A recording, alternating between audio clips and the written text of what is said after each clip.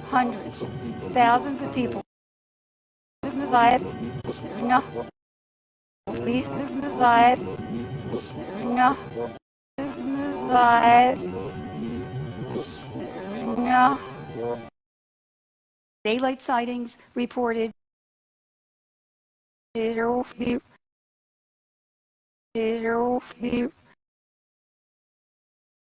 After the mass sighting, yes.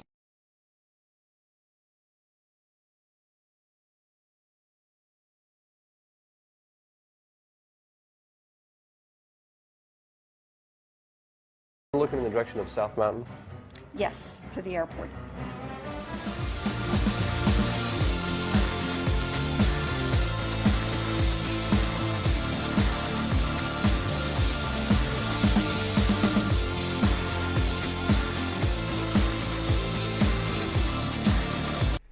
Welcome back to another Petroglyphs in the Sky UFO show. How is everybody doing today?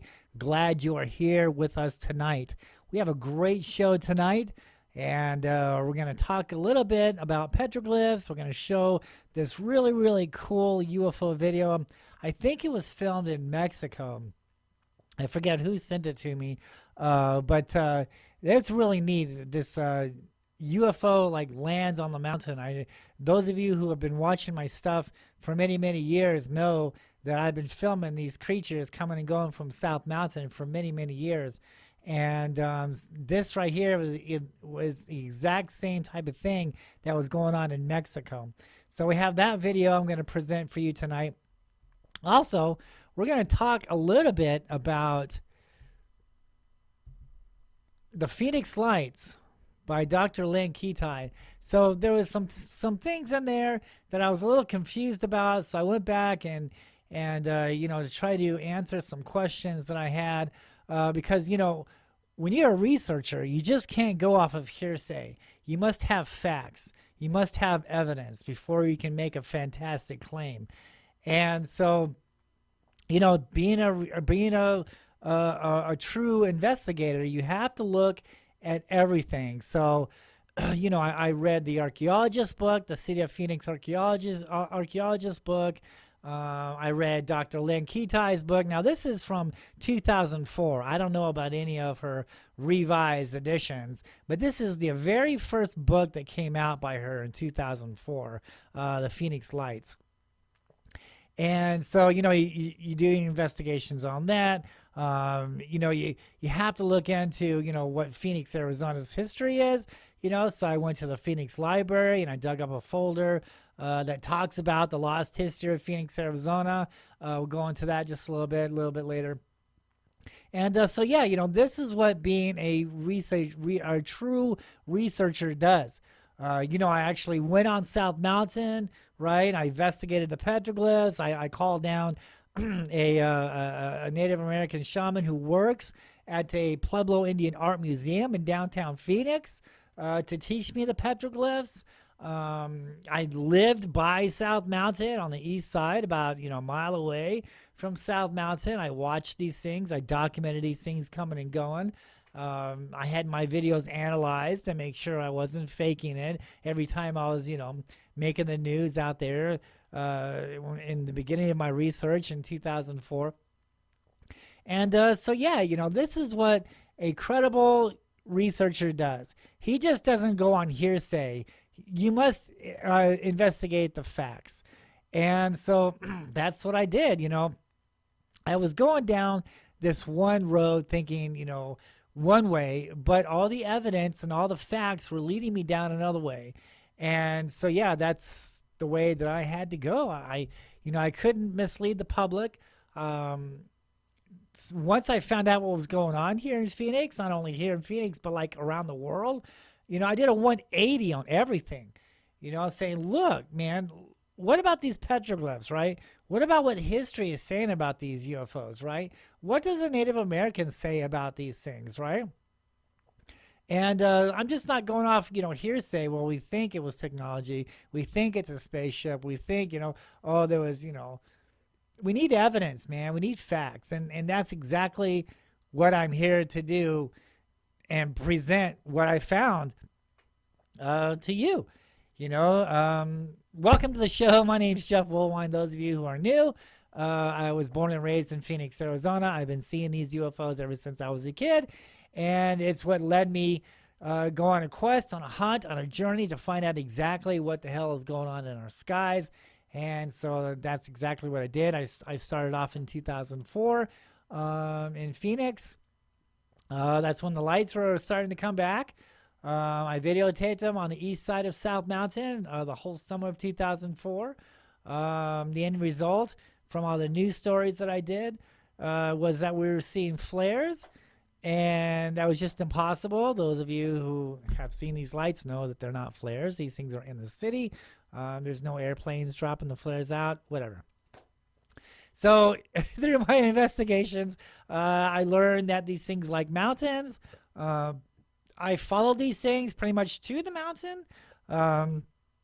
So in 2005, I moved to the mountain to try to get some day shots and to investigate the mountain a little bit further. Come to find out, I found these petroglyphs that has stick figure man looking up at what we call orbs in the sky and other strange things that are carved out there.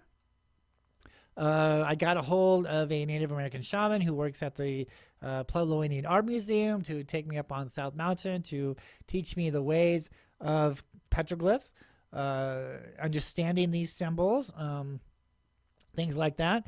And then I took it a step further. I went to the Phoenix Library and I dug up this folder that hasn't been talked about in 80 years from the first park ranger, Charles Holbrook. And he talks about pretty much who the Hohokam people were. And the Hohokams were the first Native Americans who first settled in Arizona. They lived here for about 1,200 years. And then all of a sudden they simply vanished with no trace. And so he goes into what happened to the Hohokams. He also throws in some other tribes that were here as far as the Mayans and things. And, this whole year of exploring South Mountain, I'm finding sacrificing altars. I'm finding evidence of giants. I'm finding carvings of giants. I'm finding concealed tombs inside man-made pyramids, pyramid hills, stuff like that. I'm finding all this stuff that the archaeologist is leaving out of his book.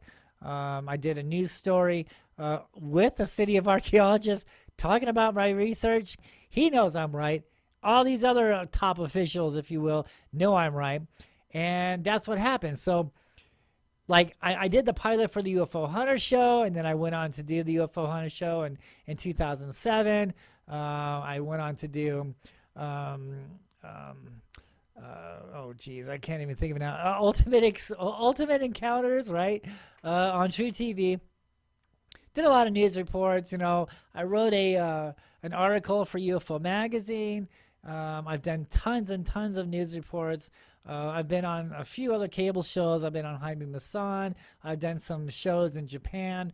And so, yeah, my stuff is all over the place. Search my name on the internet. You can find out, all my information, my background, all the stuff that I've been doing. And so when I'm out there on South Mountain, right, I'm taking photographs of the petroglyphs. I'm understanding the petroglyphs. And then I went to the Phoenix Library and I dug up the lost history of Phoenix that hasn't been talked about in 80 years. And so I wrote this book, right? I wrote this book. And it talks about, let's bring it up here while I'm talking about it. And I wrote this book and I put it all, I photographed the petroglyphs, right? These are all colored photographs inside this book. The Phoenix Lights petroglyphs in the sky, landscape for the spirits, true stories, myths, legends, and UFOs over Phoenix. So it took me 15 years to put this book together. All right. And it's not just because I'm lazy and I don't want to do it. No, man. This is serious researching, folks. This is hiking South Mountain. This is living by South Mountain for a number of years, watching the skies constantly, seeing these things come down out of the sky, land on the mountain, leave the mountain, finding out what's going on here. I mean, this is tons and tons of research. I've been all over South Mountain. And this is why it took so long to put it together, because I'm crossing my T's, I'm dotting my I's, and making sure everything is going to fit. Okay. And it did. It was so easy. Once I learned the history of Phoenix, and once I verified it through the rock art, through the tombs, the gold tombs that are up there on South Mountain, through the sacrificing altars, through some of the rock art that doesn't look like Hohokam but resemble Mayan rock art, and then finding the information in the Phoenix Library a year later, verifying everything that I discovered out there, I put it all into this book, right? And I thought, hey, this is going to be great, right? Because I got proof, right? I mean, I got the photographs. I take people up there on South Mountain. I show them the tombs. They all agree with me. Yes, there's something here. I show them the sacrificing altars. I mean, the evidence out there is overwhelming, right? And so I wrote this book thinking, yeah, this is about time to get this information out. It's been 80 years. Because, Charles Holberg used to tell people about the tombs up there, about what happened to the Hohokam Indians, because the Native Americans, at that time, trusted him and told him what happened to the Hohokam Indians and the Mayans that were here, and all the other tribes that were here in this valley, because they just disappeared, right? And so they trusted him. They told him everything. The secret knowledge of Phoenix, Arizona, how Phoenix came to be, how Phoenix rose up from the ashes of the former civilization, right? They told him all of this. And when he passed away in the late 1940s, all of his information was buried, tucked away, not talked about anymore. Why? Because what he was doing was telling the real history of Phoenix. He was guarding the real history of Phoenix. He was protecting the gold tombs that are up there left by the Mayans, left by the Hohokam Indians. He was discovering sacrificing altars. He was discovering that the Spanish conquistadors were actually here on South Mountain. The archaeologists don't even want to admit that the Spanish even came this far. But yet, I found proof, and Charles Holberg had proof also. The way I look at everything what's going on now, I believe everything happens for a reason. I'm not here by chance. Okay, so Charles Holberg is talking to me from beyond the grave. He is pointing me in all these directions, right? And these creatures in the sky, they're helping a lot, and just all this stuff, right? I'm putting into this book. And I made it a great, great little story in which everybody can relate, can understand. Okay? It's the lost history of Phoenix, Arizona. Right? It explains on how to understand the petroglyphs. And who did I learn this from? I learned it from a Native American who works at a museum, an Indian museum in Phoenix, right? What better way to understand it, right? So my point is, I'm not saying anything that hasn't been said before. This is not my opinion, right? I'm just not making this up. This stuff has been with us for hundreds and hundreds and hundreds of years. And Charles Holberg brought this to light. Matter of fact, he, in his journals, he writes that, he was chasing some people away from some of these gold tombs, digging up the gold out there on South Mountain. He knew about these lights in the sky. Back then they called them spirits of the earth and sky, right? And he, in a way, it was cool that he did, but in a way it was kind of hurting him also because, you tell people there's gold out there, they're going to go out there and start looking for it, right? And so and he was chasing a lot of people away, looking for the gold. And so when he passed away, all of this information, the tombs, the altars, the giants on South Mountain, the evidence, everything was buried, tucked away, not talked about anymore. And they made South Mountain a government park. Why would you do that? Why would you make South Mountain a government park? Why not pick on the Superstition Mountains? Why not pick on A Mountain? Why don't pick on the White Tank Mountains, right? I mean, what's so special about South Mountain that you're going to make it a government park in which that because, you go out there and, it's illegal to camp there. It's illegal to start digging there, right? Why? Why did they do that? Well, it's because there is gold up there, because there is other things that are up there, and it's going to rewrite history, okay? And that's what I'm kind of doing. I'm not rewriting it. I'm just bringing the facts to life again. Over the last 80 years, it's been covered up. Like I said before, this isn't me just saying a bunch of words here. I've done my investigations thoroughly. Okay, this is what a true investigator does. I wanted to find out what's going on in the Phoenix skies. I wanted to find out the history of Phoenix, Arizona. I went down this road thinking what everybody else is thinking, but as I'm doing my research, man, I mean, over the years, it's taken me down another road. All right, and once I did that and became public on that, saying, look, guys, this isn't like what everybody is thinking here. All right. I discovered something that's not what everybody else is thinking that these things are. The petroglyphs don't talk about crafts. Okay. I've been all over the mountains around Phoenix. I don't see any petroglyphs on spaceships, on crafts. Don't get me wrong. Crafts are all nice and fine, dandy, and everything else. I mean, it's possible that there are crafts out there. I have seen 2 sightings in my lifetime that could resemble a spaceship. I've seen a black triangle. I've seen jacks in the sky those could be ships, right? Why not? I get it. It's what we were led to believe all these years because we understand technology. And that's what it is. Because anything else is over our heads, okay? Because this type of stuff has been covered up for at least 1,000 years. The true information, what's really here, right, has been covered up or misinterpreted or misleading or out for someone's own gain with no proof, no evidence, just hearsay, and they're going to write a book and blah, blah, blah, and try to make money, exploit what's going on here without doing their facts. Well, I didn't, okay?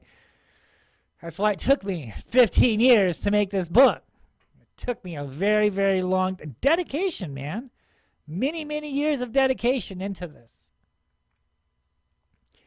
And so when I brought this to the public, and I thought, wait, this is a whole new subject on the Phoenix Lights. That's the reason why the news picked me up real quick, man, because, we had this mass sighting in March 13, 1997, and everybody's all hunky-dory and blah, blah, blah, what was it, and all this stuff, and all these so-called UFO researchers are out there, talking about it, doing this, but they're not investigating it, man. They're not looking at the history of Phoenix. They're not looking what's possibly carved on the mountains around here that could explain all this stuff, So once I proved, and it really, to me, because I was doing it, I believe if anybody else went out there and did what I did, they'll see it, they'll understand. That's what I'm all about. I'm not making any money off this. I don't make money off my books. I don't make money off my TV appearances. I don't make money off my radio shows. All of this is just my time. Okay? And I'm not getting paid for any of this. All right? And once I brought this to the public, especially some of these other UFO researchers, it was a whole new, especially with the news. I'm sorry, I'm getting ahead of myself. Especially with the news, because no one has proven that the rock art talks about UFOs, because that's what I did.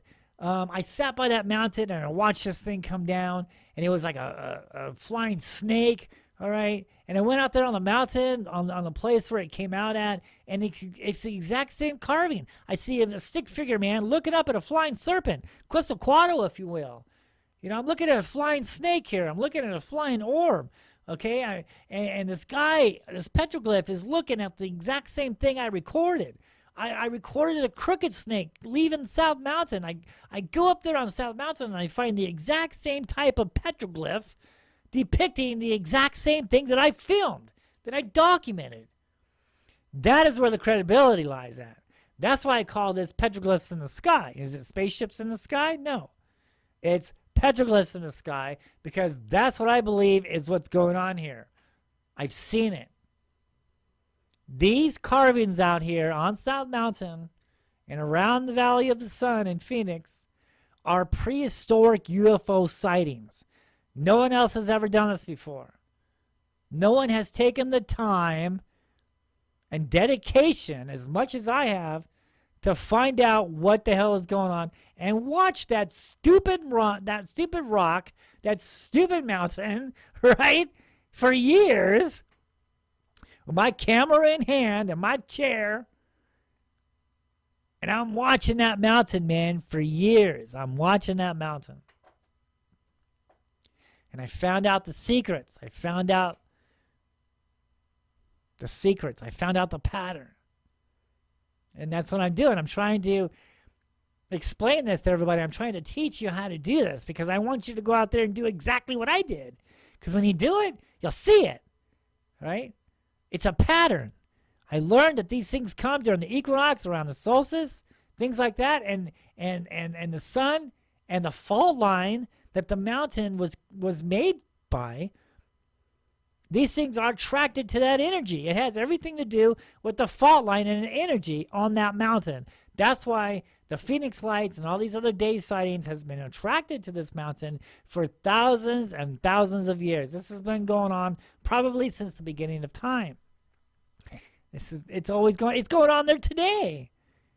But no one has taken the time to watch them, except, you know, those of you who've been watching me all these years know about the black helicopters, know about the white airplanes. They know what's up, but the public doesn't. This is a top secret conversation we're talking about here. This is a cover up that we're dealing with here. All right. I stumble across something that's a secret. It has been a secret for 80 years. And I'm trying to bring the secret out to the open. Look, man. I'm not just saying this. I've proven it. And I've got so much, I've got history to back me up, all right? And I can prove everything that I'm saying. That's where the credibility lies at. That's where true investigation lies at, okay? You have to investigate everything.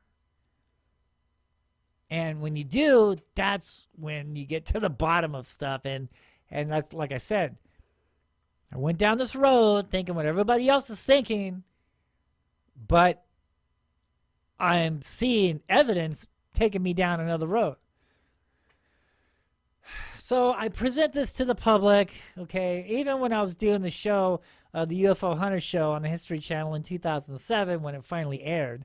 You see, I was doing this way before the Ufo Hunter Show aired, way before Ancient Aliens was being aired. All right, I proved all of this stuff on South Mountain. I proved that the Phoenix Lights have been here before and then continue to be here before. I proved on what they were. I proved on the petroglyphs talking about these things, okay, way before these cable shows was even a thought of, was even a dream, okay? I was out there in the field doing this investigation. This is why Pat Uskert contacted me. He saw me on the news. He heard me on the radio talking about this stuff. He had this idea of making a show based upon people's UFO sightings. And he was working with Bill Burns, the UFO magazine. The UFO magazine, right. So they wanted to make a show called Ufo Hunter Show. And they were in Phoenix. They got a hold of me. Took him up on South Mountain, talked about the petroglyphs, showed him some UFO sightings that matched the petroglyphs. This was in 2005.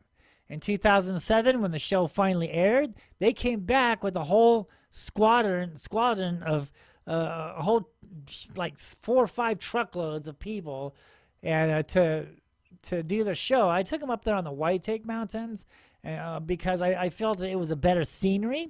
Same rock art, man. You know, just better scenery for TV. You know, if I would have took them up on South Mountain, and you know, it's not very good scenery. It's, you know, the White Tank Mountains is a lot prettier than South Mountain. So that's the reason why I chose to take them up there on the White Tank Mountains to talk about the petroglyphs, because it's that mountain's a lot more prettier than South Mountain. So that's the reason why I took them up there. Those of you who've been asking me all these years, you finally know that that's the reason why. So when they're talking to me, it's 2007. This is all a new concept here, you know, and I'm trying to explain to them, look, I have evidence, okay, that these things could be alive, that these things possibly are not technology, that these things are not crafts. I have possible evidence, and history is telling me this, that these things are alive. And they're like, dude, you're filming some bizarre stuff. The public isn't ready for this yet. If you're gonna say anything about these things, you have to call them crafts. You have to call them spaceships. You're filming some bizarre stuff, and the public is not ready for it. This is 2007, and I was so pissed off about that. Even in the show, they say, well, at this time, it's Jeff's personal opinion or something like that. I don't know what they said, but oh my God, you know, right? Look at all the stuff look at all the evidence, you know, and I haven't changed. I haven't changed my story or anything over these last 20 years. So I was a little pissed. You know, I was like, I don't know if they just didn't want to give me credit for discovering all this, you know, because this is a major, major discovery. They want to say it's just my opinion. Well, that just, you know, that upset me a little bit. I'm like, dude, you know, the public better get ready for it because it's here. That's what's here. Okay? Technology is all fine and gravy. But you want to know what's here? I'm telling you, dude. And this is from first-hand investigation. It's not from hearsay. Somebody said this, and I have no proof. This is all documented evidence, okay? Lots and lots of hiking on South Mountain. From one end of that mountain to the next, from top to bottom. I've been there. I've seen it. I documented it. I've seen these things come and go. I dug up the history in the library that's been buried. I did my research. This is it. So a lot of people are asking me about the Phoenix Lights book. So let's talk about this a little bit.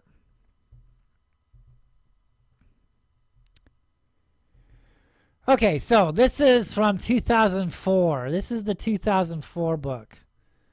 All right? Not this up-to-date stuff. The 2004. And we're going to start off on page 19. Or I'm sorry, 10. So Lynne Kitei is talking about how, you know, she was filming the lights, you know, way before March 13th, you know, I think a few years before, stuff like that. And so, yeah, you know, granted, I'll give her that. You know, she was the first one to take photographs of the lights. And so, yeah, and also, I remember because I was born in Phoenix. I was here in Phoenix, Arizona. And I remember watching all the newscasts, okay, that she was doing. And she called herself Dr. X. And she always kept herself in the shadows. All right, she was never public with this. Okay, she called herself Dr. X.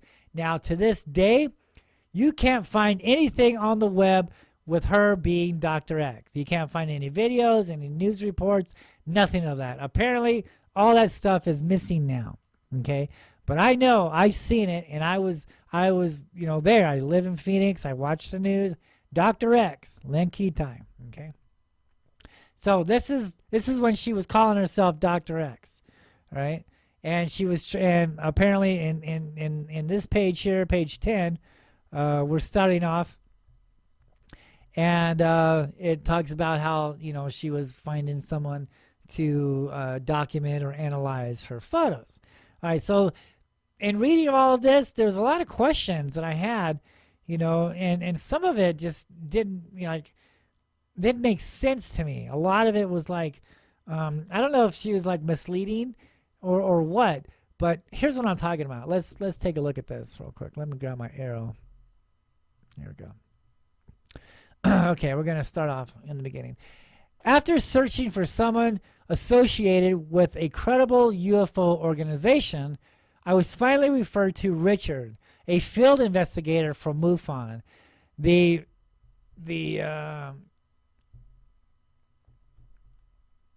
excuse me. Okay, the UFO network.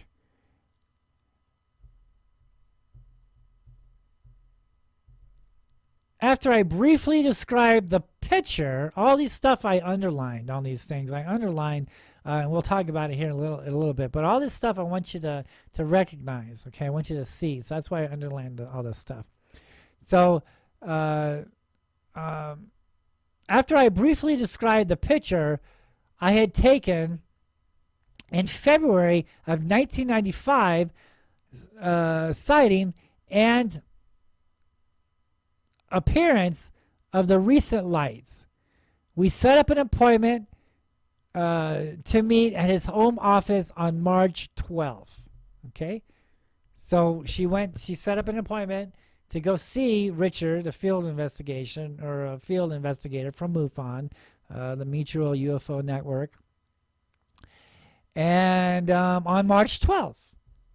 Okay, a day before March 13th. He asked if current and state.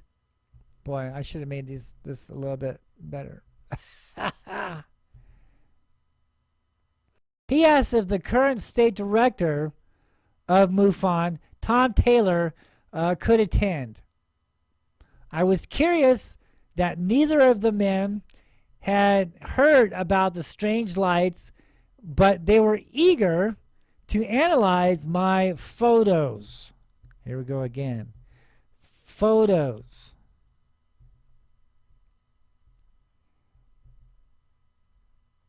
Analyze my photos at the least. I hope they could tell me what I had been filming. Okay? Photos. Let's move this aside a little bit over here. Okay?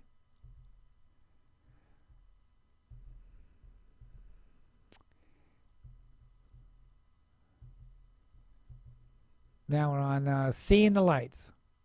Seeing the lights.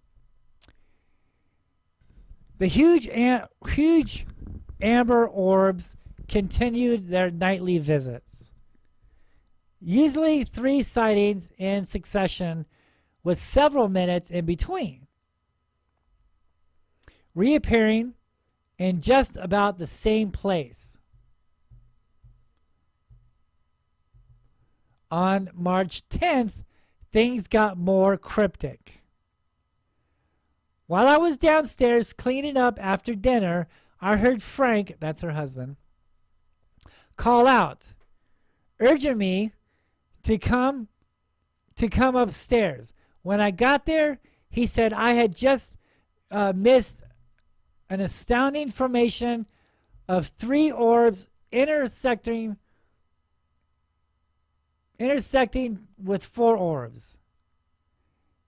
And I was amused to see him excited about the lights, particularly since he always teased me during my mysterious nightly visitations. He drew a sketch of the formation so I could visualize it. Sadly, we did not capture it on film. This is March 10th.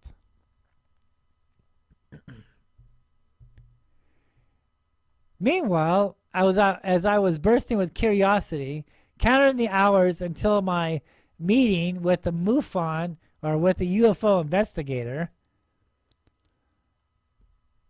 But that meeting was not to take place.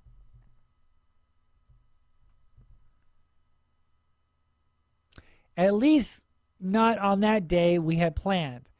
The following afternoon, Richard had called to tell me that Tyler's mother had passed away, and we would have to reschedule the meeting. We would have to reschedule the meeting. We both checked our schedules and agreed the new date of March 14th. March 14th.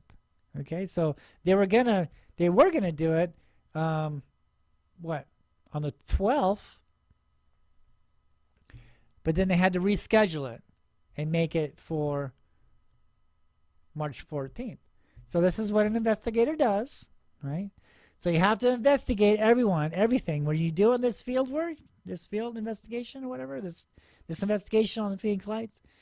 You have to, read this book. You have to find out what she has to say about it all, okay? All right. This is what we're doing. Me and you both, we're investigating this, okay? We're checking out her book. Let's put this aside real quick. Let's see.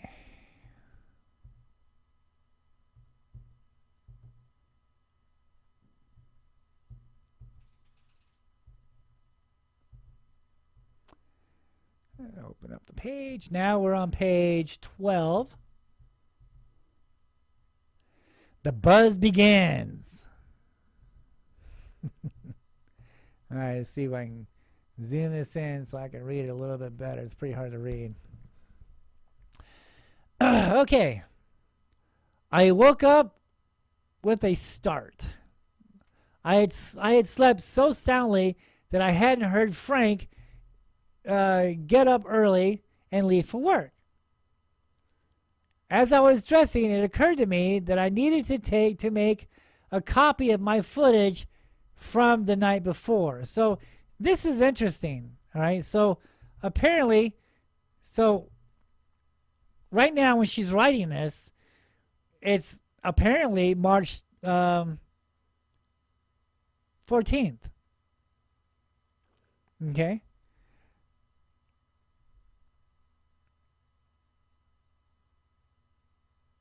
As I was dressing, I needed to make a copy of the footage from the night before. So she hasn't mentioned anything about seeing anything on March 13th. All right. Maybe on March 10th. And they didn't capture anything on film March 12th. But they did on March 10th. So this is confusing. If this is referencing March 13th, that she's, March 14th, 1997, getting ready to meet with Richard, the UFO investigator, then why is she saying night before? I don't know. Maybe she's just confused. I don't know. Let's move on. But I was running late. I had already edited a few sightings from previous weeks in preparation for my meeting that morning. So yeah, we're talking about March 14th, 1997. Why did she says that she filmed something the night before when there's no reference of this? I don't know. Okay, let's move on. I looked at the time and I figured I figured I would just let the field investigator dub the rest directly onto his equipment from my camera. He should get the idea. As I drove to Richard's home, I breathed a sigh of relief that someone from a credible UFO and organization might finally be able to tell me what was going on in the Arizona skies. I approached the porch and saw an older man with a thinning white hair, glasses, and a friendly smile. "Hello," he said, as the screen door swung wide and we both extended our hands for a shake. "I'm glad to meet you at last," I replied. He led me through his modest home into a small back room. As I glanced around the makeshift lab filled with dismantled computers, stacks of videotapes, books, and papers, I wondered if this UFO authority, after all, provided a valid explanation on what was happening. He, on the other hand, seemed filled with excitement. "Did you get the big sighting on videotape last night?" he asked. So, he's talking about the March 13th, 1997 lights. And he's asking Lynn, "Did you get it on videotape last night?"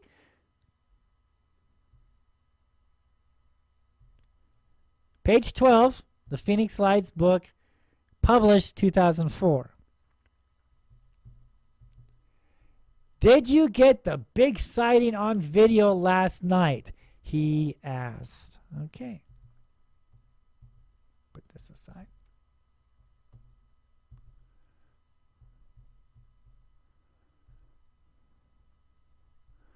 "What sighting?"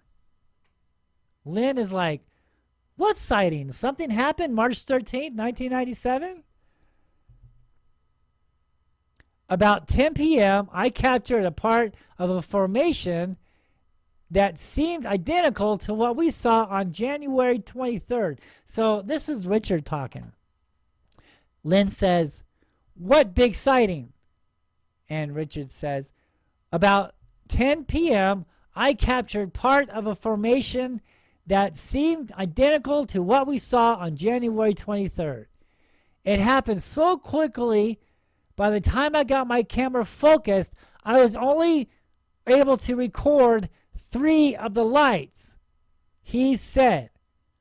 Now let's take a look at that. Let's take a look at that. Okay, so he says he was only able to capture 3 lights. All right. So let's put this aside here, and let's bring up this. Is this it? Yes. Okay. Here we go. This is what he got. See that? Let's look at the video again. Here we go. And you can see, I'll bring my arrow out. You can see how there's 2. There used to be 3, right? And then see it's going away again. You see that? Okay, so let's watch it again. Here we go. We got 3. Okay, so this is matching what he's talking about in the book. All right? Remember that, all right? We'll get to this part here in just a minute. Okay? And then now see they're going away.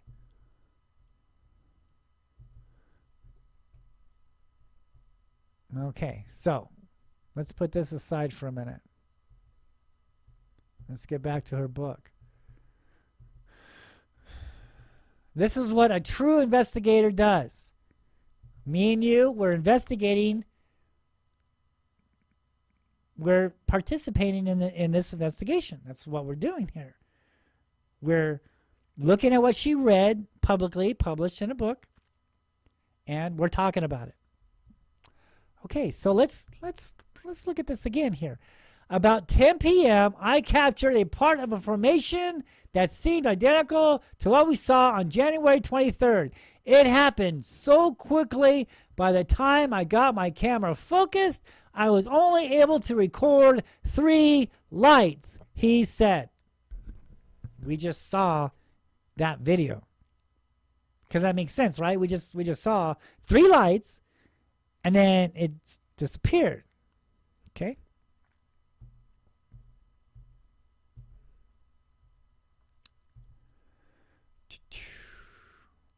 Oh, last night there was a major sighting of UFO throughout Arizona.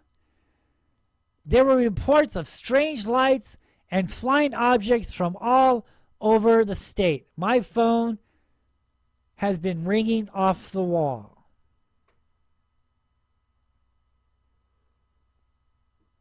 So that was Richard. Richard was saying, oh, there was a big sighting, a major sighting throughout Arizona. My phone has been ringing off the wall. I was speechless. This is Lynn talking now. I was speechless as I handed Richard the photo. Here we go, underlined. Photo from 1995. I was speechless as I handed Richard the photo of 1995 to scan on his computer for analysis. Even though he seemed pleased to have something so unusual in his position, he continued ruminating about the previous night's event. Something really strange happened last night. Dozens of people from all over Arizona reported sightings to Peter Davenport.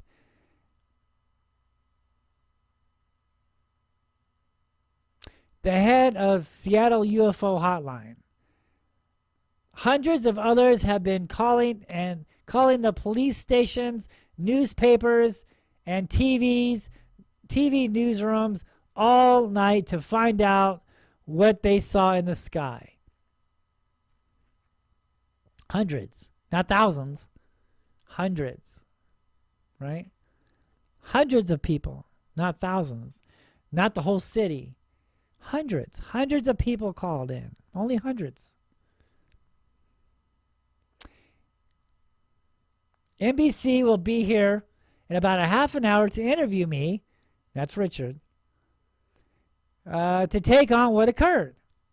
A possible mass sighting was intriguing. This is Lynn talking now. A possible mass sighting was intriguing, but not knowing for sure what we were dealing with, a hoax, a military, whatever, I didn't want to get involved with the media because she's still hiding in the shadows, calling herself Dr. X. So she didn't want to be in the news because, she's, a doctor and she doesn't want to put her name out there and make people make fun of her. And so she's hiding in the shadows, calling herself Dr. X. I didn't want to get involved with the media, but I did want to help. Besides, it was the evidence that was important, not me. Okay. You know what? Now, this is interesting here. Now, this part is interesting. Let's read this here. You know what? Now, I'm assuming this is Richard talking. She doesn't say this is Richard. Just all of a sudden we have parentheses. You know what? Why don't you take the copy and share the footage I took last night? So it has to be Richard.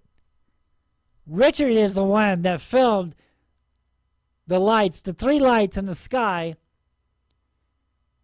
March 13th, 1997. And he's asking Lynn, why don't you present this? Why don't you take a copy and share the footage I took last night with the news people? I will leave it up to you to handle. I'm very happy to chat over the phone, but I would rather prefer to be anonymous. he understood. So he's saying, look, I filmed these lights, these 3 lights, March 13th. Supposedly. We don't have any date on that. But that's what the book says, right? That's what Richard says. Richard says, because she comes in because she wants to talk about her sightings, March 10th and what was it, 95. And, so she wants to have these photographs analyzed. Not once does she ever say any videos, right? Look, all these are photos. 95, maybe in March 10th of 97. But they saw something on the 12th. They didn't get it on film. They didn't see anything on March 13th. Because when she goes to Richard's house, she's excited. She wants to have her stuff analyzed and maybe get an explanation on what they are. But then Richard opens up the door and yells, "Dude, did you see the sighting last night?" And she goes, "What sighting? What sighting?" Richard says, "Well, I filmed 3 lights before the camera, got out of focus, before it focused. I filmed 3 lights before they went away. Why don't you take my footage and present it to the public?" We just read that. Didn't we just read this in her book?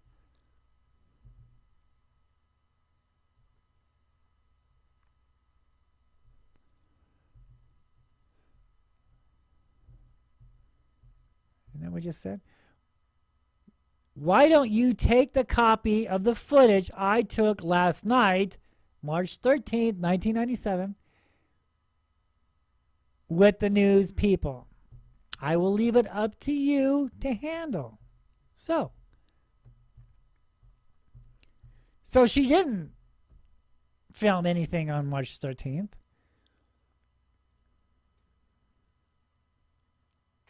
She didn't even know there was a sighting on March 13th. It's in her book, 2004. So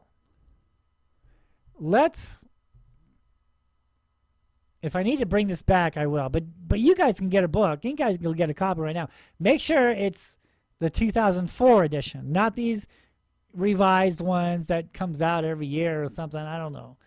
But make sure it's the very first book. So let's take a look.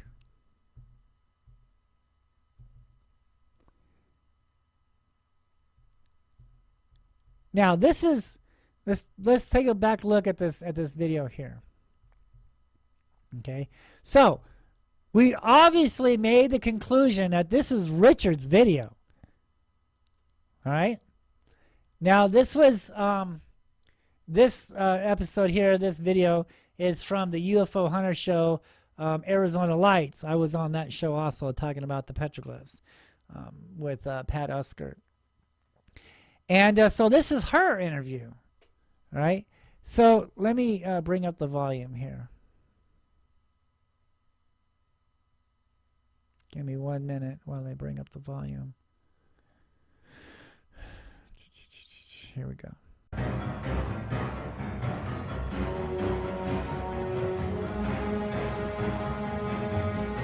And we're looking in the direction of South Mountain? Yes, to the airport.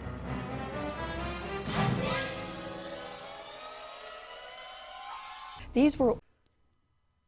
He just asked her, is this looking towards South Mountain? And she hesitates for a minute. South Mountain. I'm very good Yes, with body to the language. airport. I can read somebody a mile away. I Looking in know the what's direction up. of South Mountain. Right? I can Yes, read to the body airport. language. And when he asked her, this is filmed towards South Mountain, right? She has to think about Looking in the it. direction of South Mountain. She stops for a minute. Yes, to She the hesitates. airport. And then she says yes. Okay? Looking in the direction of South Mountain. That's telling me Yes, she doesn't to the even know. airport. She doesn't know. All right? Look at her body language. If she knew that this was filmed on at South Mountain, she would say, "Oh yeah, Looking in the absolutely." direction of South Jump Mountain. right on it. Yes, to the She airport. hesitates. Let's watch it again.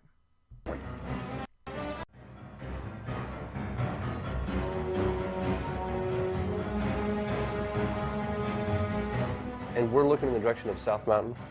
Yes, to the airport.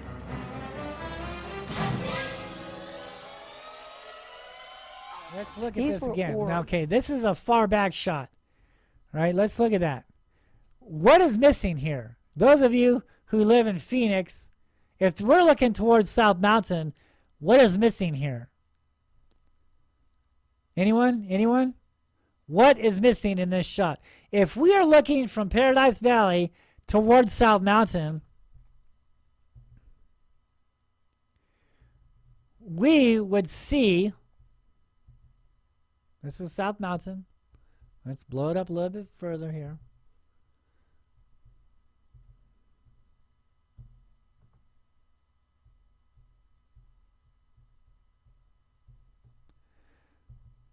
If this was South Mountain, then we would see the South Mountain TV antennas. That's like the first thing that you see when you get to Phoenix. When you're getting closer to Phoenix, you're like coming from Tucson or coming from, when you're driving into the town. That's the first thing at nighttime. That's the first thing you pretty much see are those red lights on South Mountain. All right?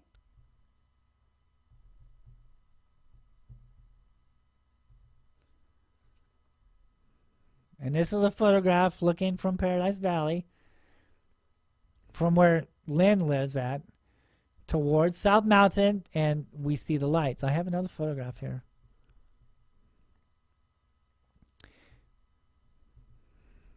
Here we go again. We can see how bright the lights are, right? But yet in the video, we see no South Mountain lights. We see no antenna lights at all. Let me blow it up. I'll blow it up for you. We see the lights that she's talking about, the UFO lights here. But we have no antenna lights. So that's puzzling to me, because we should see the antennas on the mountain. So on the UFO Hunter Show, there is no time and date stamped on the video. They put it in. They put it in on their computer, and it says video by Dr. Lynne Kitei, 3/13/1995. Isn't that kind of tricky? So anybody who would, think, the first thing they see is a 313, and their mind puts in the 7, so they think it was March 13, 1997 when this supposed sighting was taking place, and they put in 313. Well, I've been filming these lights for many, many years, right? And I'm not saying that it's not possible. I'm just saying that it's very rare to have a sighting on a same day or night, like a reunion or whatever.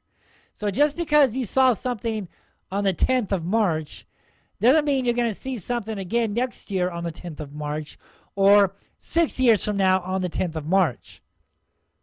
All right? That's like stretching it, because I've been studying these, I've been filming these UFOs, I've been filming the Phoenix lights and the day stuff, for many, many, many years. And I can tell you that I never had a reoccurring anniversary of a sighting on the same day or same night. Okay? I don't think I've ever had that happen. Not reoccurring on the same night. But here, they're trying to say this was taken 3/13/95.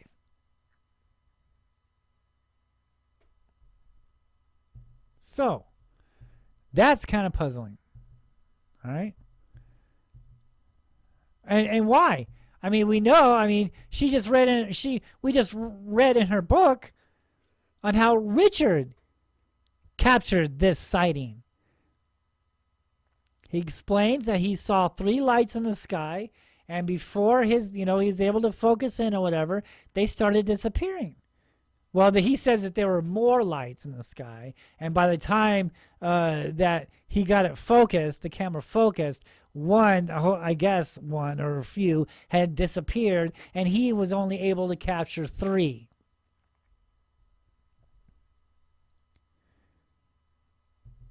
But it says video by Dr. Lynne K. And apparently Richard says he filmed this March 13th, 1997. And they're making the time and date stamp of 3/13/1995. This is what an investigator does. So, you would think that if she had videos or anything to that nature, if she had any videos, then it would be on her website.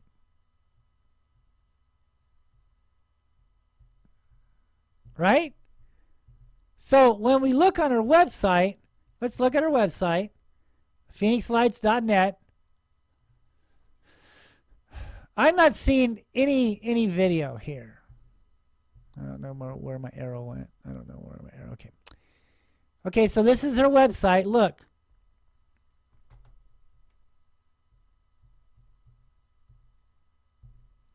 Oh, that's the wrong arrow. We don't see any video. We see photos, but we don't see any video. Where's my arrow? Where's my arrow?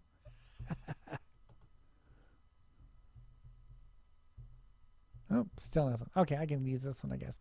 See, bio, book, contact, documentary, events, GAP, home, missing time, must see, missed news, photos. I don't see any videos.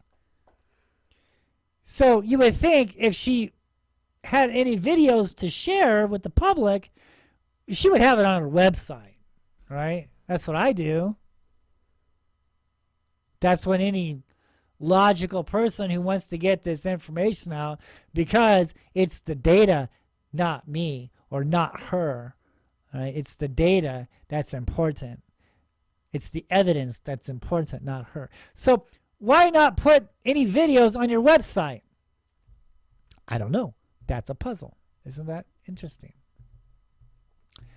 Absolutely no videos on her website. So, another thing that I found intriguing also, because this is what an investigator does. We're investigating.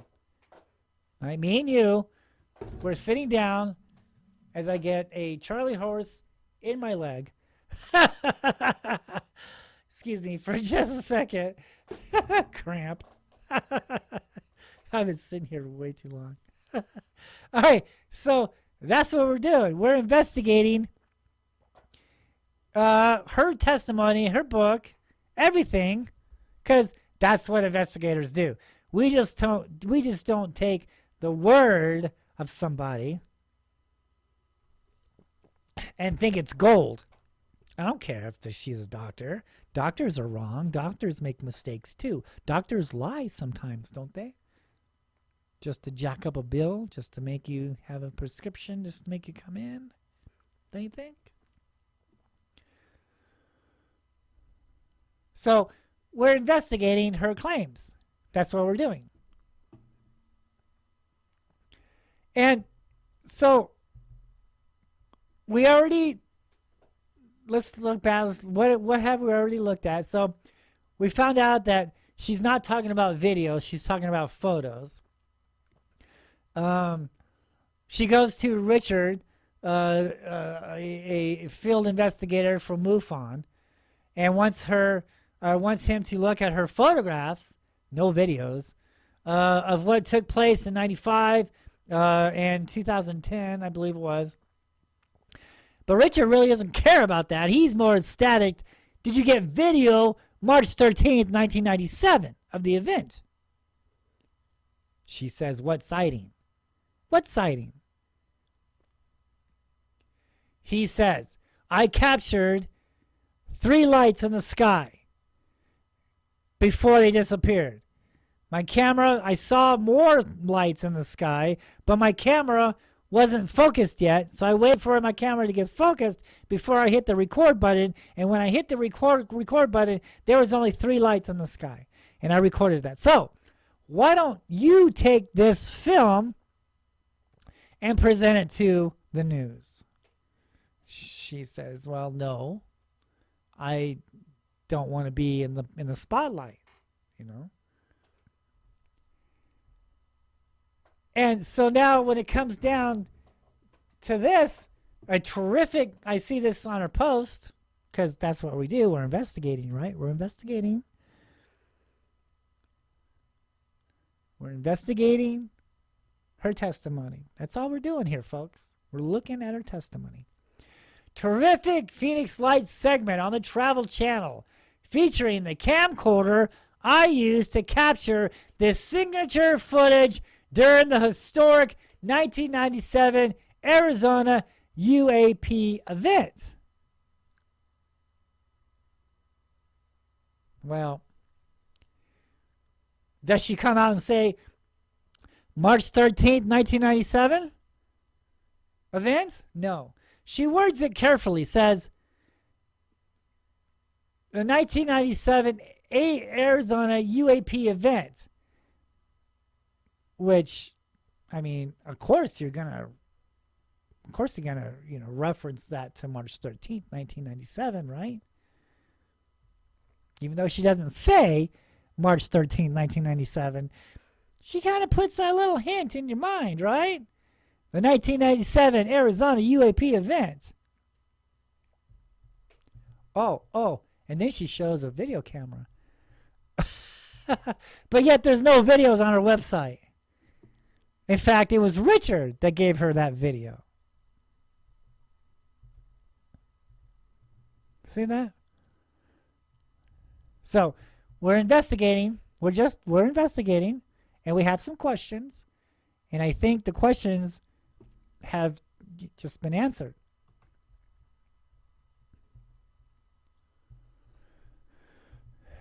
Check it out. The Phoenix Lights by Dr. Lynne Kitei, the 2004 edition, the very first book. That's when, she talks about what really happened. I don't know about all these other books, but this book, it explains a lot of stuff that was, kind of had me wondering, because I'm an investigator. That's what I do, right? You can look at me as a private investigator, a private dick, okay? I'm investigating what she has to say about it all, because obviously she was the first one to film the lights, and I'm glad that she did. I'm glad that, she brought this out to the attention of everybody, right? I'm glad that she still is, bringing the attention to everybody about what happened that night. But I think, there's some questions that needs to be asked about stuff. And I think we just covered it right there. So, 2004. Check it out. Okay. That's all I have to say about that. I will let you be the judge on what we just witnessed here, what just, took place. And I don't know, but that's just, it's there. It's not, I'm not making this up. I didn't write anything. I'm not, slandering her or anything like that. I'm talking about what she said in her book. I'm showing evidence. I'm showing videos. I'm showing all this stuff for questions. Okay. So let's get on to some petroglyphs and get onto this UFO sighting. All right, so check this out here. There's my red arrow. Where have you been hiding, buddy? All right, so look at this here. So I don't see any spirals around here, but whoever, took this photograph forgot to, take these photographs of spirals. So spirals are emergence points, or doorways into the underworld or into the fault line energy sources. That's what attracts these beings to these energy sources, is the fault lines, the volcanoes, nuclear power plants, and fault lines, and massive energy. It attracts these beings to these areas around the globe. It's been going on for thousands of years, probably since the beginning of time. These things are not from another planet. This is their planet also. Okay, that's another secret. These things are not from another world. This is their planet also. This is a new species of life that is failed to actually be recognized or admit that it's here. But the people, the scientists, and all these other government officials, they know this life form is here, and but it is a scary thing, so they are not going to tell you about it. And what they want you to believe is what has been going on now as far as technology and things like that, because that is what we can relate to. Now, if we go into what is really here, it's something completely different, and it's very scary. And it explains on what happened to these people who dealt with these beings once before in history, and what had happened to them. And this is the reason why they will never tell you exactly what's going on here, because this is a scary thing. If everybody knew that the flying serpents and creatures are coming and going from South Mountain in Phoenix, Arizona, and they were responsible for the disappearance of the Hohokam Indians, how many people would actually stay here in the valley and go to work and live? Not many, okay? A lot would panic, and rightly they should, because when this occurrence took place, and you can, all my other shows, I talk about what happened to the Hohokam Indians. On my website, you can see what Charles Holbrook says about this. I mean, the people who survived this, they saw these phoenix lights, they saw these creatures, they saw the orbs and the serpents and the diamonds and the crooked snakes and the worms picking people up by their heads and carrying them off into the sky. And this is what the petroglyphs on the mountains are talking about, but yet there were survivors to this, and they hid in the caves, and when it was all over, they vowed never to live in this valley again. They cursed this valley. They cursed Phoenix, Arizona, saying, if we were going to continue to live in this valley, then eventually we would have to go back to war with these spirits of the earth and sky. So they bailed. They took off. Charles Holbrook writes in his journals that they had this massive pile of gold. The gold was as tall as the tallest saguaro cactus and as round as the sun. And they buried all these gold and the isles and all these other significant objects in these tombs on South Mountain. Now, some of this story also includes the Phoenix Lights. Now, they say there are stories out there that say that the Phoenix Lights and all these other creatures are actually guarding the gold that's still in this mountain and all the other sacred objects, because they are waiting for the Mayans to return someday and to reclaim all the stuff that's buried on South Mountain. So some of the rumors and some of the myths are saying that the Phoenix Lights and the creatures that are coming and going are guarding these sacred tombs on South Mountain. So, and they left. They left. They vowed never to live in this valley again, because they knew if they were going to do this, then they would have to go back to war with the spirits of the earth and sky. So they ditched this area. They never came back to this land.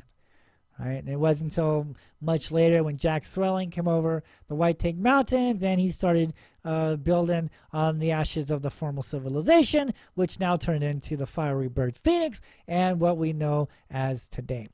But the formal civilization talks about something that is very scary, that the reason why they buried all this information after Holbrook passed away is because they don't want people knowing about this, and also going up there and digging up the gold and digging up the tombs that's out there, because this will contradict what the archaeologist is telling us, and this will rewrite the complete history of Phoenix, Arizona, and the true history of Phoenix, the history that has been covered up for so many years. Also, what if it is true that the Phoenix Lights are guarding these objects in the mountains there? And what happens, if we remove this Who knows? But in my opinion, I think we need to open up at least one tomb on South Mountain, and hopefully we will see it in my lifetime. If not, we need to get somebody in authority, as far as maybe some of the ASU students in archaeology who's going to school for archaeology, go down there and make it a field trip and open up some of these tombs, and let's get this information started. Okay, we need to know. This is our history. I believe this is not meant for us not to know about. This is part of our history. We need to understand this. We need to know what's there. We need to know where we come from. All right, we don't need to be told a bunch of stories up our butt. We need to know where we come from and what history really is, not to be covered up. If it's scary, tell us. We have a right to know. All right, that's my opinion on it. All right, and it is scary, and that's the reason why they are covering this up. They will never tell you about what's really going on there. It's up to you. It's up to you to investigate this for yourself. Don't take my word for it. Go out there and investigate this stuff on your own. Investigate it for yourself. Don't take the words of hearsay. Always make sure you cross your T's and dot your I's, and make sure, right? Remember the photograph? Okay, of the mothership over Phoenix? Don't do what I do, okay? Always make sure that you verify what you can talk about, all right? Because if you can't, it's going to bite you in the butt, man, later on.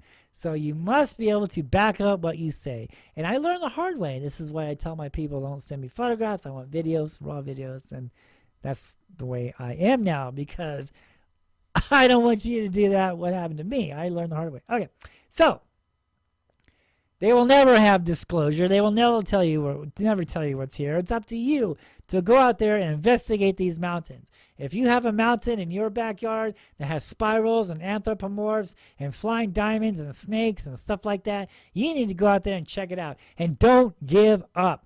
Don't give up. It's a pattern. They come during the seasons, depending on where you're located on Mother Earth, is depending on the type of pattern that it will take. All right, so just because you see it over here in Florida on such and such a month doesn't mean you're going to see it the same months in California on the same months. No, it's different. It's a different pattern on different areas of the globe on where you're at. So you need to watch, okay, at least for a year and a half. It's a very long and very long process, very long investigation. Okay, very long process. You must have a lot of patience for this. But I tell you what, if that mountain is active, if that mountain is a holy mountain and it's active, you're going to see some neat stuff, man. And you better have your video cameras ready to record, because you are going to see and witness some crazy things. Now, I was seeing the stuff back there in 2005. I can only imagine how worse it is now. And the reason why they're getting away with this stuff is because, for one, they don't make any noise. For two, they don't cast any shadows. You don't even know the damn thing is up in the sky unless you look. All right? So you need to constantly keep watching the skies and always have a video camera with you.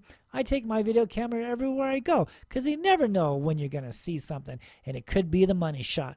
All right, it could be something spectacular. So you always want to be ready. Don't use your cell phones. Use a video camera.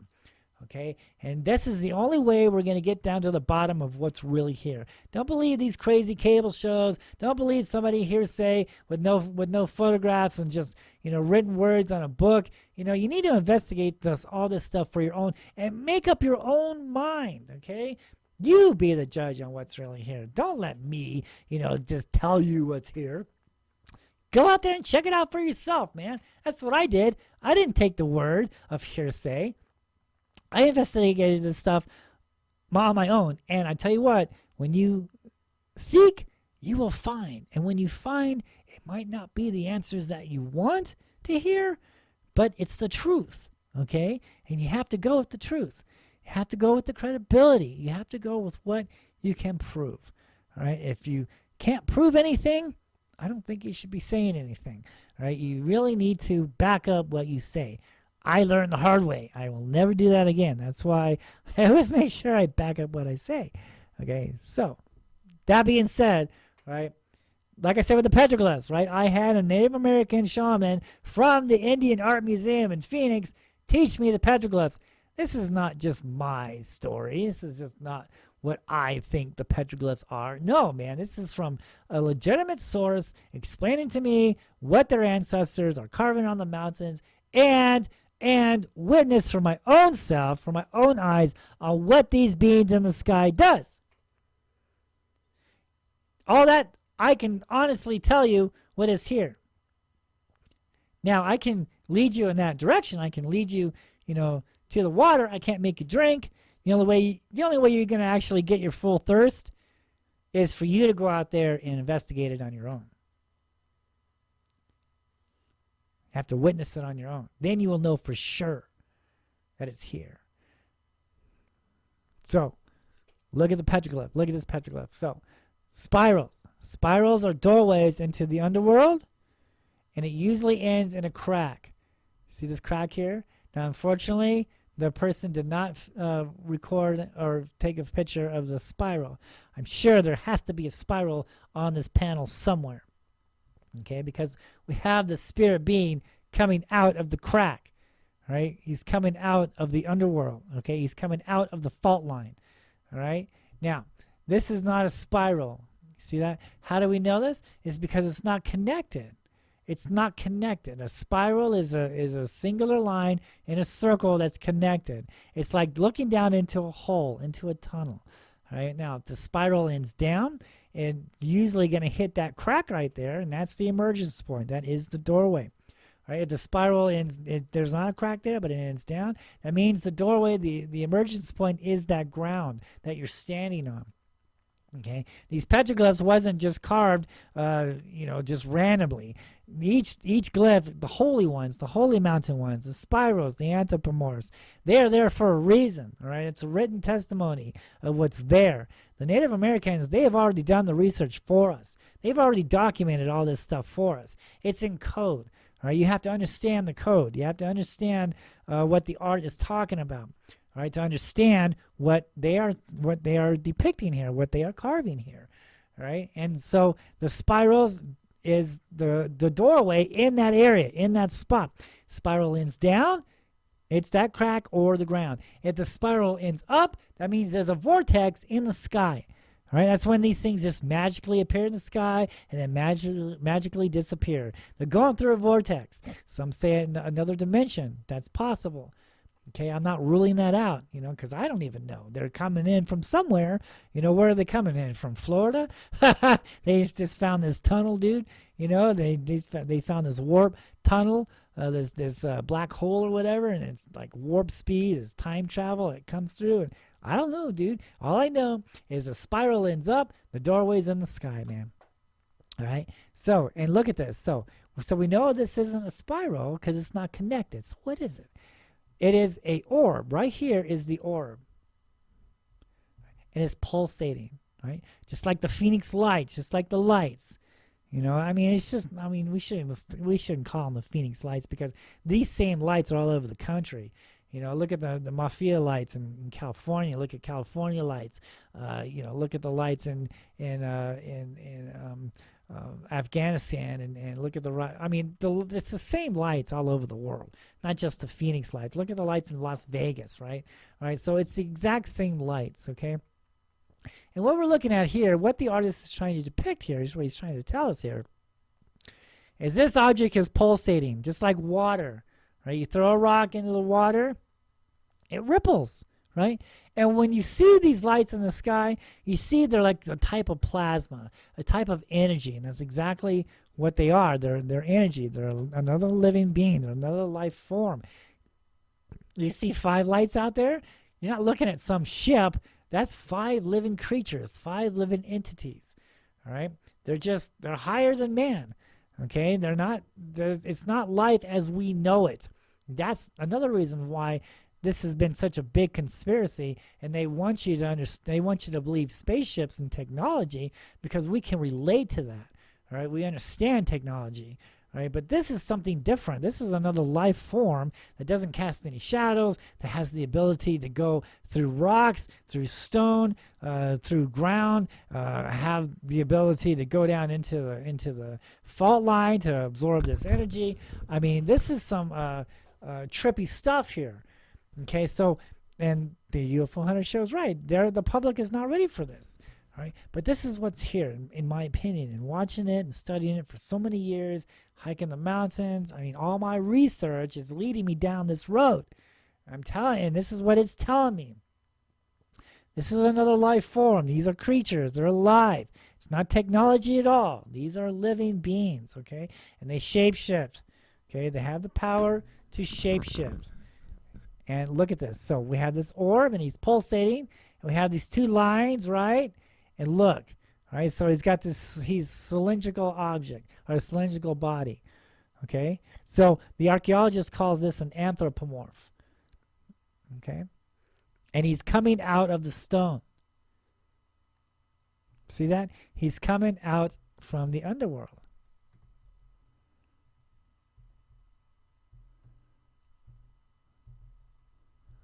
Someone recently sent me this photograph. Please forgive me. I forgot who it was, but we were talking about it. And he wanted to know he wanted to know the interpretation on this. And so he was thinking that this was a spiral also. All right? But it's not connected. You see that? It's not connected at all. It's not a spiral at all. It's not a doorway. And look at this animal here. Now look at this. See this crack? This is the doorway. This is the emergence point. And for some reason, again, because they don't know what to film, I guess, there's no spirals in the photograph, but we see the animal coming out of the crack, coming out of the underworld. And he's standing on top of this pulsating orb or light. See that? So, in my interpretation on this, looking at this panel, understanding this panel, let's read it from left to right. So we have these spirit beings here, okay?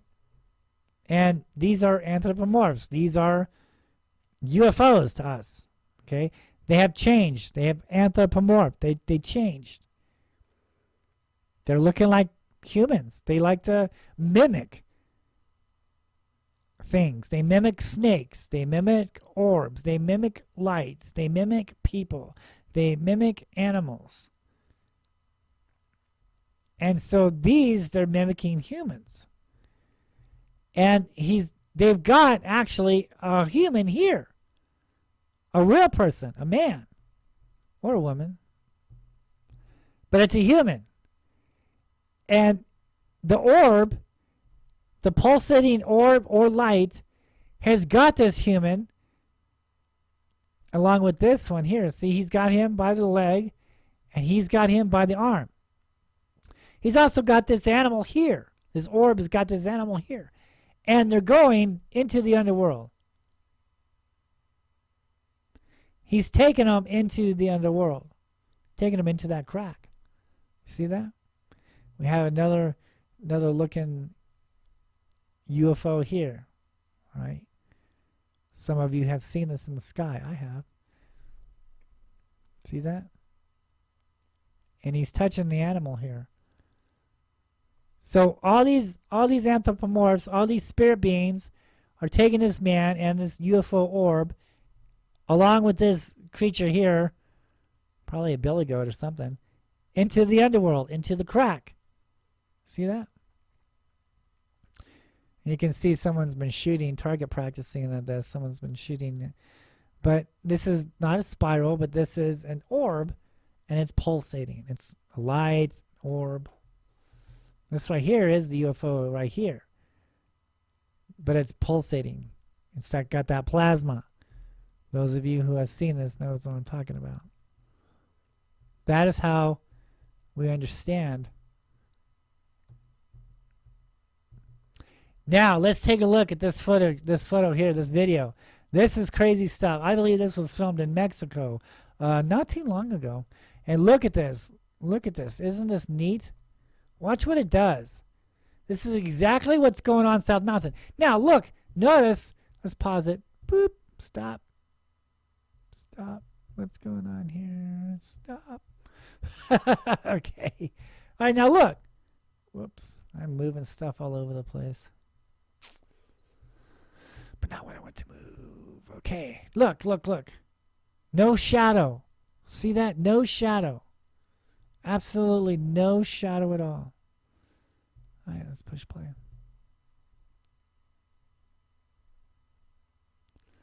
Look at this thing. Again, no shadows.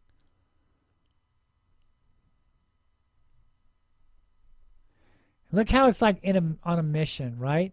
It's going in a straight line. It knows what it's doing.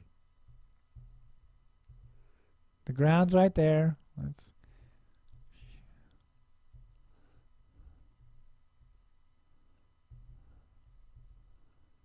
Look at that. It's hovering right over this mountain.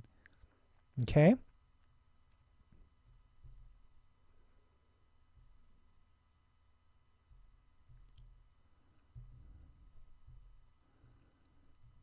Here it is. Look how it's moving, okay? Study this. This is the stuff that we want, that we need to be looking for. Okay? This is exactly what we need to be looking for. See the dark object right there, or whatever, the little orb. It's like dark and then it's white. See that? Look how it's moving. See? And it just changed. Now we don't see the dark at all. Look at that. Isn't that neat? This, okay, look, see, now it comes back. See, those of you who have been following me for all these years know I have filmed pretty much the exact same thing. Okay, so here they slowed it down and they zoomed in. We can get a better look at it. See that? Isn't that crazy? Look at that. And again, no shadows. We don't see any shadows. Right? Look at that. This is like 4 or 5 times zoomed in. And you can actually see what it is.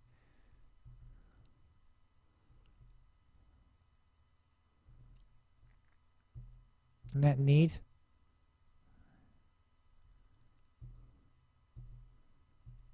That is some crazy stuff. Look at that. Look, look, look. See, I don't know if I can't remember if this actually lands on the mountain or not. But it gets close, and look, no shadow. It's a sunny day. I mean, there are some clouds, but I mean, you would still think that it'd be a shadow there, at least over the trees, right? Look at that. It's just hanging around. This is what we need to look for. All right. So always keep your eyes on the sky and look for these mountains with spirals and anthropomorphs, right? These weird stuff, right? Because those are the mountains you want to study, you want to watch. And if nobody's watching, you're not going to see it. All right. They're not going to come tap you on the shoulder and say, "Here I am." They're not going to cast a shadow over you. All right. They're not going to make any noise. You have to pay attention. And once you do, then you will see it. All right, and have cameras ready, and don't be so quick to judge that it's a balloon that you're seeing. All right, you really need to study the skies. If you're going to study, or if you're going to start filming UFOs, you must understand what the man-made objects are. You must be able to recognize what a plane looks like, what a balloon looks like, what a flare looks like, what a piece of trash looks like. You must film all this stuff first. Okay, before you even start filming UFOs, you must recognize the stuff that we identify. You must recognize what is already here, what is man-made, airplanes, flares, balloons, whatever it is, all right? And you must film it. So you learn, okay? And then you take it home and you watch it on film, okay? So you get an idea how it acts, the way it moves, the way it flies, the way it changes, whatever it does. You will understand this, all right? So when you finally see a real legit UFO, and you can honestly say, "Oh yeah, wait a minute, I've seen everything else. I videotaped everything else. I've seen it, but that right there, that's different. I don't know what that is. I better get my camera out. I don't recognize that, right?" And then once you start seeing the real UFOs, then you'll be able to spot them out like that, the way I do it. Even on video, when someone sends you a video and they want you to think they want you to say it's a UFO, you'll learn that it's a plane. You filmed that plane. You see it blinking repetitiously. I get so many videos and so many, saying, "Oh, that's a UFO," when it's a headlight of an airplane coming at you, and you can see it blinking. All right, it's blinking in a pattern. All right, these things don't do that. All right, so once you film all this and you recognize what you're looking at, then you get a better understanding. Then when someone presents you a video of a plane or a balloon or a kite or a hang glider or something, you know exactly what it is because you've trained yourself to recognize all the man-made stuff. So when someone sends you something that, you haven't identified yet, that's a real UFO. That's a real flying snake. That's a real orb, And once you see the orbs and the lights and everything that these things have to offer, you'll be able to recognize what you're looking at. You'll be able to identify this stuff as much as I do. I can tell you right off the bat, this is real. This is legit. And it's unfortunate too because the real sightings aren't being recognized at all.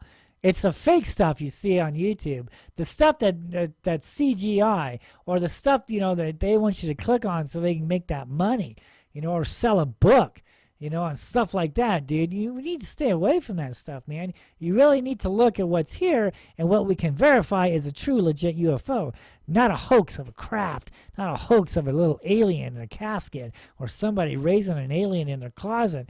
All these perpetuous stuff, man. This is how these things are getting away with it. It's because other people are out there filling this nonsense in your head, manipulating this and manipulating that just to make it just to make it look like, what they're talking about, and trying to make you believe in stuff like that. That's why I said you have to investigate this stuff for yourself. Just don't take the word of it. If you want to be a real UFO sky watcher, UFO hunter, you must identify what is identifiable. All right, you must understand what's already in our skies before you can honestly say you have found a real UFO. Thank you guys so much for watching. I think I'm going to call it quits for tonight.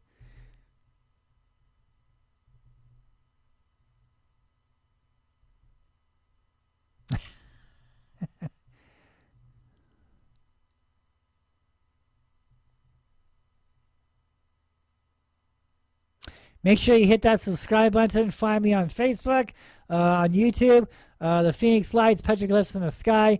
Make sure it says the Phoenix Lights, Petroglyphs in the Sky. Everything else is not me. So make sure you see the Phoenix Lights, Petroglyphs in the Sky. Make sure you check out my book, nonprofit book, and contact me on Facebook. Contact me find me on YouTube, and don't forget to check out my Haunted Encounter Adventures YouTube page, and we'll see you guys next time. Thank you guys so much for watching, and we'll see you next time. Bye-bye.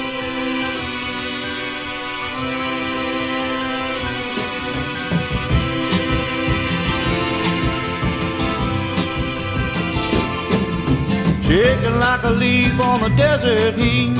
His daddy's got a bag that's so hard to beat.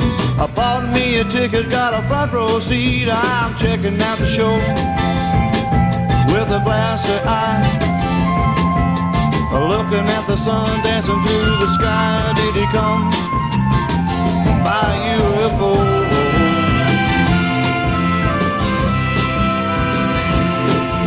A lot of tricks are pulled in the book I read. Only man I know that got up from the dead. A lot of people living by the words that he said. I'm checking out the show with a glassy eye, looking at the sun dancing through the sky. Did he come by UFO?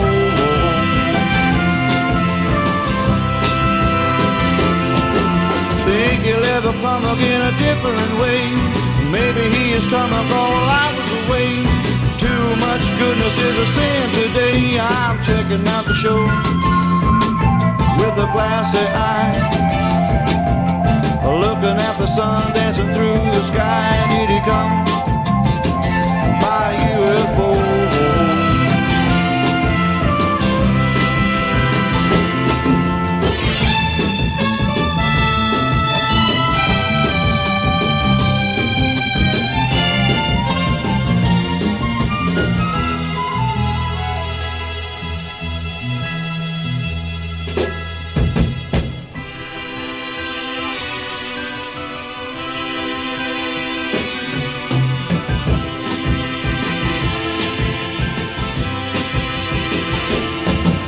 There is something happening that isn't too clear, just a little different than a previous year.